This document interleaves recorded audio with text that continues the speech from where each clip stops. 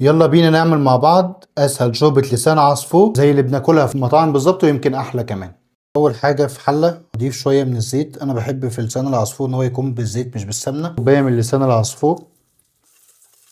لما يبدأ يتحمر اضيف دلوقتي بصلاية مقطعة صغيرة ومعاها جزرة، وممكن في الوقت ده اضيف شوية من الكرفس. هديله تقليبة، انا مش عايز لسان العصفور يتحرق خالص. ولما يوصل للون ده اضيف معلقة من الصلصة.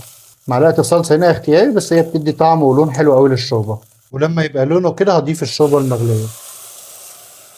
هقلب كده كل ده مع بعض لحد ما يبدأ يغلي شوية. التركاية هنا عشان ياخد السوا المظبوط أول ما يغلي لمدة دقيقتين بالظبط، واروح قافل عليه الغطا. بعد كده أهدي النار على أقل حاجة ممكنة. بس طبعا ما انساش في الوقت ده أظبط الملح والفلفل.